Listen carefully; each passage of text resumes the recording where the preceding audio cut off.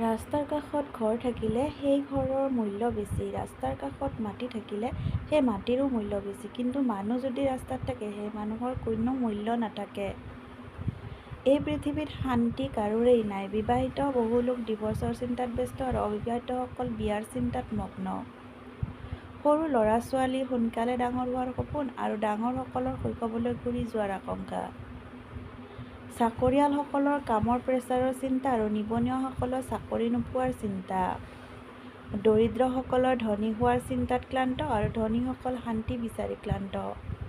জনপ্ৰিয়সকল লুকাই থকাৰ ঠিকনা বিচাৰে আৰু সাধাৰণসকলে জনপ্ৰিয় হোৱাৰ সপোন দেখে।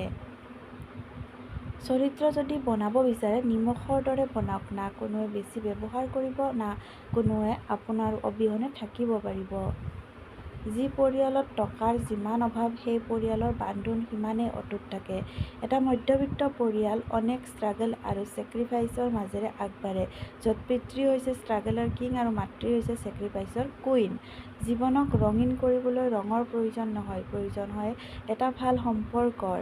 টকা কম থাকক, যোগ্যতা কম থাকক, কিন্তু আপোনাৰ ব্যৱহাৰ, আপোনাৰ আচৰণ, মানসিকতা এইবোৰ যাতে সুন্দৰ আৰু মাৰ্জিত হয়।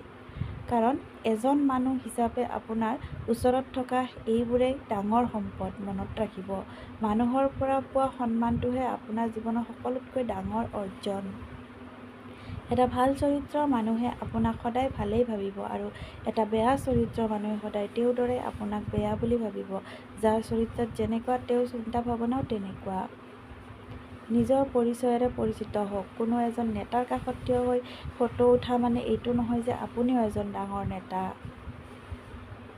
পৰিশ্ৰম কৰাৰ বয়সত যদি আৰাম কৰে তেন্তে আৰাম কৰাৰ বয়সতো পৰিশ্ৰম কৰিবলগীয়া হয়। আত্মীয় স্বজন যিমানেই ডাঙৰ মানুহ নহওক লাগে আপুনি তেওঁলোকতকৈ ডাঙৰ হোৱাটো তেওঁলোকে কেতিয়াও নিবিচাৰে।